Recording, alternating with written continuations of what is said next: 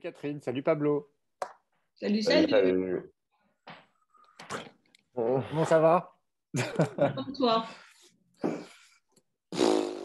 Bon, on va essayer d'apporter quelques éléments de compréhension, d'analyse dans ce débrief d'un jour nouveau, d'un monde nouveau, puisque Un quinquennat nouveau. puisque vous, comme a dit le nouveau président, vous avez fait le choix d'un projet humaniste, républicain, social et écologique. Il manquait plus que laïque pour qu'il nous fasse du Anne Hidalgo. Fondé sur le travail et la création, une grande nation écologique, a-t-il promis. Cette ère nouvelle ne sera pas la continuation du quinquennat qui s'achève, elle sera celle de l'innovation pour notre jeunesse. Bon, on a un nouveau président élu, un peu mieux qu'on ne l'imaginait, peut-être tant mieux en même temps, puisqu'on est encore dans le en même temps. Il perd 2 millions de voix par rapport à 2017. Marine Le Pen engrange près de 3 millions de voix supplémentaires, avec une abstention record. Elle fait jeu égal avec, non d'ailleurs plus que Emmanuel Macron, parce que si on cumule abstention blanc, plus que Marine Le Pen, je veux dire plus abstention blanc et nul, on est à près de 15 millions de voix qui se sont pas prononcés, qui se sont abstenus ou voté blanc ou voté nul. Marine Le Pen fait un peu plus de 13 millions de voix. C'est franchement colossal. Allez, un mot chacun en une minute. C'est quoi l'ambiance dans votre tête au lendemain de cette élection? Graham et Vas-y, 30, Catherine. comme c'est une élection avec deux candidats, eh ben, on est plutôt rassuré, je ne sais pas comment dire, parce que c'est vrai, tu as raison, elle augmente, mais on s'attendait, on avait tellement eu la trouille qu'elle monte plus que d'une certaine manière. Bon, voilà, quoi, elle fait 42%, et en même temps, les 58 de, enfin, les 58 de Macron on n'a pas envie de s'en réjouir, et en même temps, enfin, c'est comme c'est des vases communicants, on ne sait pas comment. Bon, moi, je ne sais pas, je suis déprimée.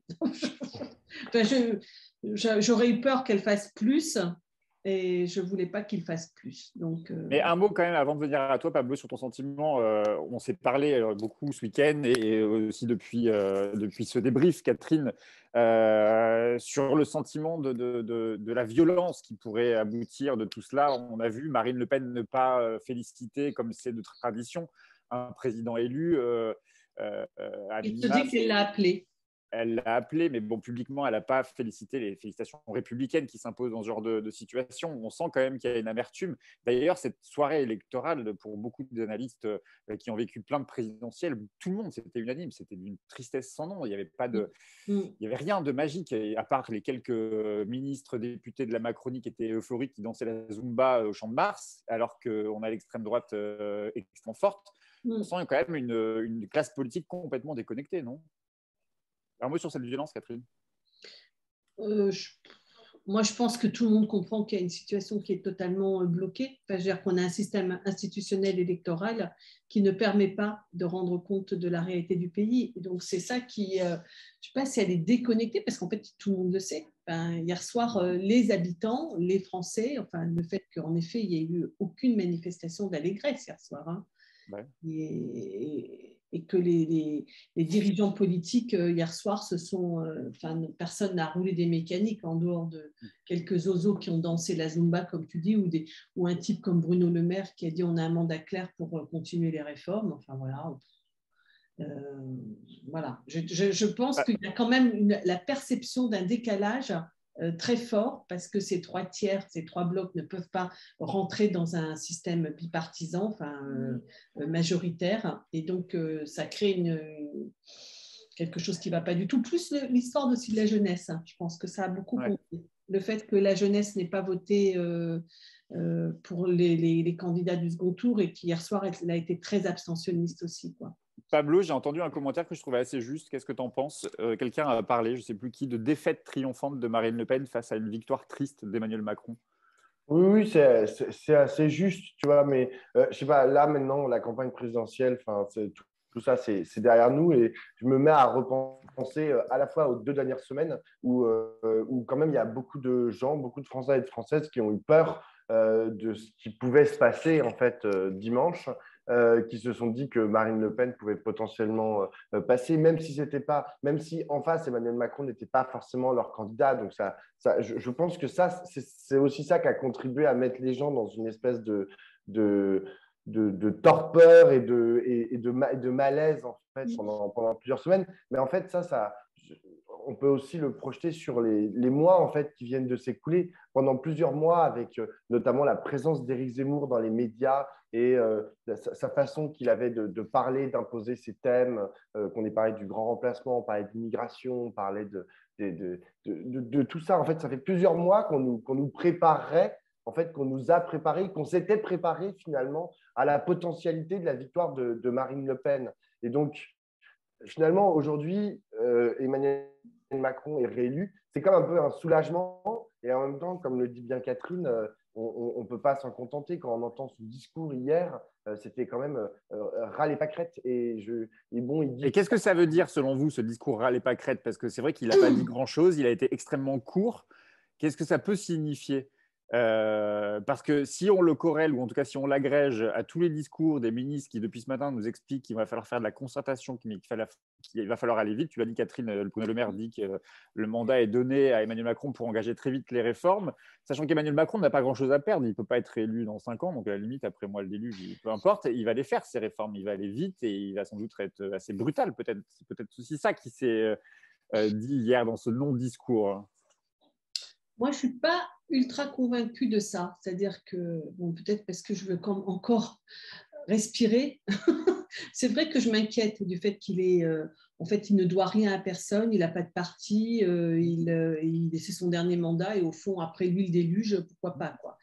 Et en même temps, je pense que la menace d'avoir la France dirigée par l'extrême droite ou par Jean-Luc Mélenchon, c'est-à-dire que le fait, enfin, je pense que du point de vue des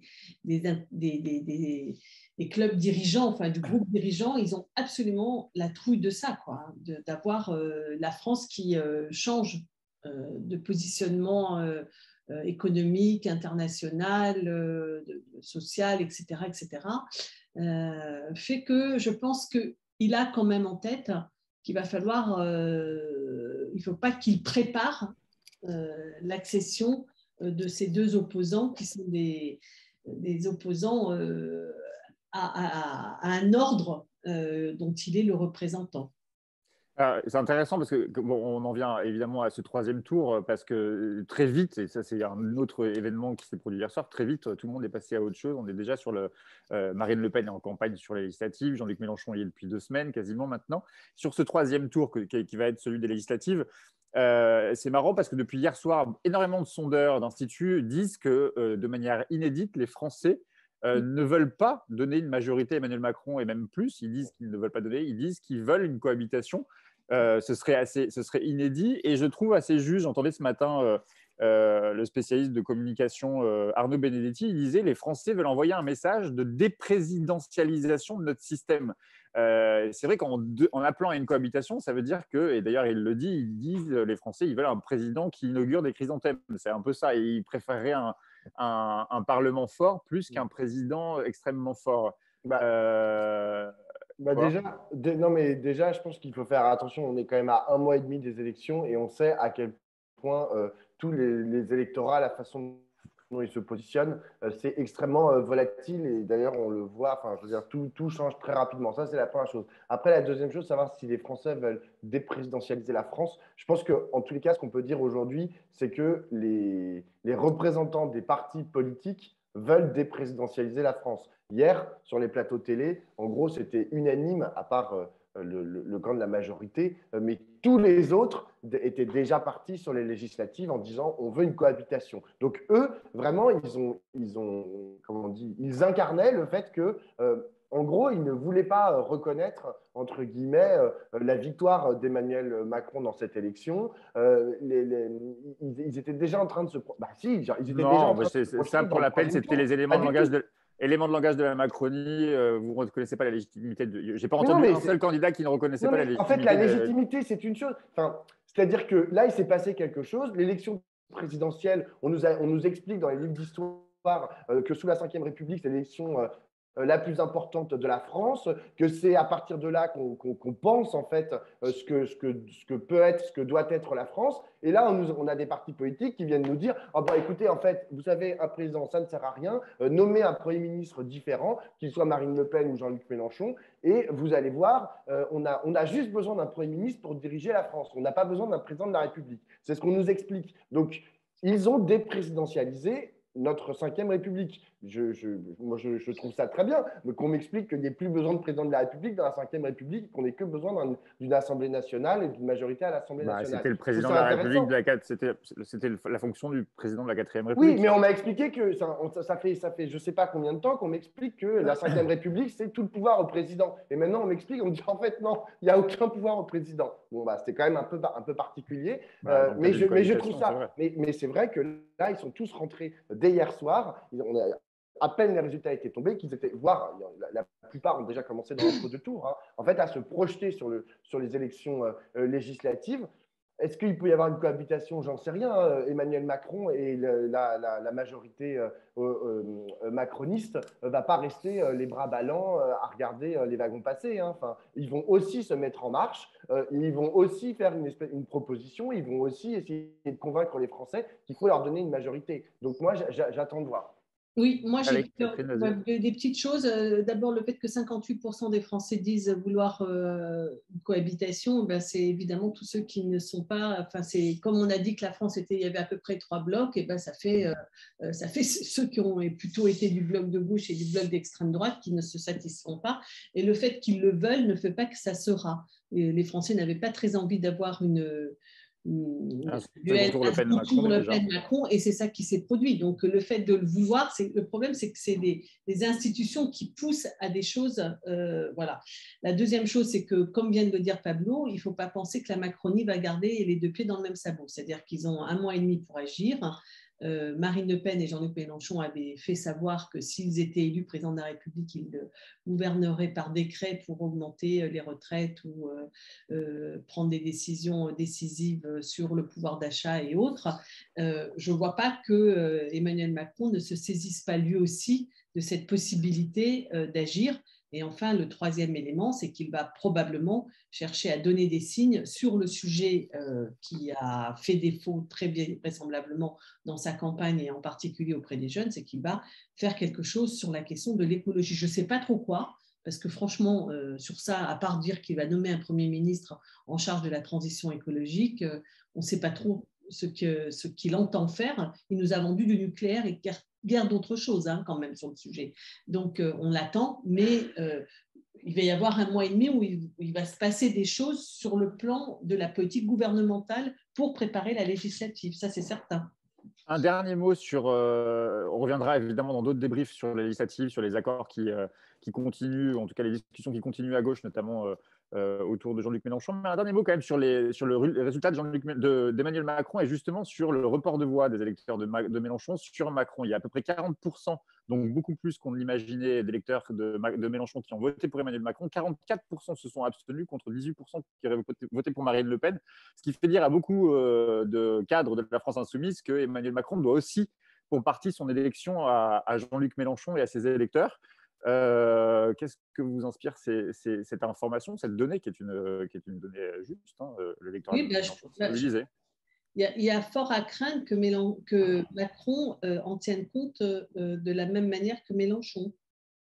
Parce que ben non, mais Mélenchon bat les plateaux pour dire qu'en fait, c'est pas vrai qu'il a bénéficié d'un vote utile.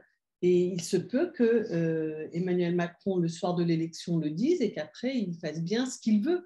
Ce qui s'est produit d'ailleurs avec Jacques Chirac. Hein, si on se souvient bien, en 2002, il a été réélu de façon totalement inopinée et il n'en a absolument pas tenu compte. Je veux dire, il a fait une politique tout à fait déplorable pendant son mandat et il est tout à fait possible que Emmanuel Macron, hier soir, ait dit je suis élu grâce à ceux qui ont voulu faire barrage et qu'ensuite il fasse bien ce qu'il veut. Donc moi j'insiste sur le fait qu'il y a quelque chose qu'il faut comprendre, que quand on vote pour quelqu'un, ça transforme la réalité politique. On n'efface pas un vote, on ne revient pas en arrière. Emmanuel Macron a réussi à être réélu avec 58,5% des voix, ce qui constitue d'une certaine manière un exploit, quand bien même, et on a raison de rappeler, qu'il a perdu beaucoup par rapport à 2017 et que Marine Le Pen a monté, ce qui va l'obliger à en tenir compte pour sa politique, mais il a réussi cela, quoi. Et c'est comme Jean-Luc Mélenchon a réussi à être celui qui a incarné le vote utile et que ce n'est pas dépréciatif d'être le vote utile. Et Macron a été celui qui a représenté le vote de barrage contre l'extrême droite, ce qui est aussi une force politique. Pablo, un dernier mot sur ça. Justement, Mélenchon avait été beaucoup accusé de ne pas avoir été suffisamment clair, de ne pas avoir fait suffisamment de campagne pour Macron, etc. Alors que les résultats montrent quand même que son électorat s'est quand même principalement mobilisé pour Macron. Oui, mais ça, c'est tout à fait juste, mais c'était à prévoir. Hein. Enfin, oui, il y avait les sondages qui disaient que c'était 30% de l'électorat 20 à 30% de l'électorat de Jean-Luc Mélenchon qui allait voter pour Marine Le Pen. Bon, bah, ça n'a pas été le cas. Voilà, tant mieux. Je pense que, franchement, la France Insoumise, pour le coup, a fait le taf dans l'entre-deux tours. Ils n'ont pas appelé explicitement à voter pour Emmanuel Macron, mais je pense que c'est parce que ça aurait été contre-productif. Donc, le discours qu'ils ont produit, ils ont fait ce qu'ils pouvaient avec les mots qui ont été les leurs, mais je pense que c'était très bien. Après, pour revenir sur le vote utile, je pense qu'on a un système en France où, que ce soit pour l'élection des députés ou l'élection du président de la République, c'est en 2 tours. Donc, nécessairement, au deuxième tour, bah, tu bénéficies toujours d'un report de voix, encore plus quand c'est face à l'extrême droite. Il s'avère que dans toute l'histoire de la Ve République, que ce soit les députés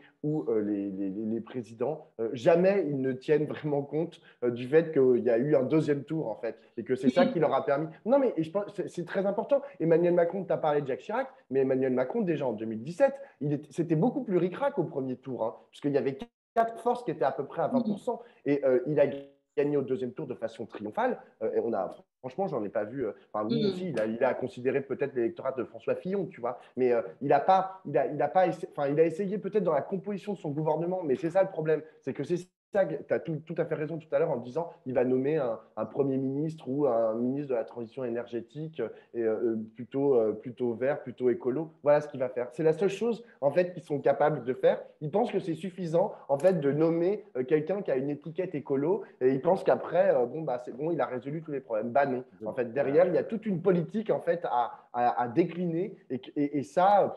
Franchement, je ne pense pas qu'Emmanuel Macron prenne en considération quoi que ce soit de cette élection dans la politique qu'il va mener ces 5 prochaines années, hélas. Allez, merci à tous les deux et bienvenue dans cette nouvelle ère qui ne sera pas la confirmation, la continuation du quinquennat qui vient de s'achever. À très vite. Ciao, ciao.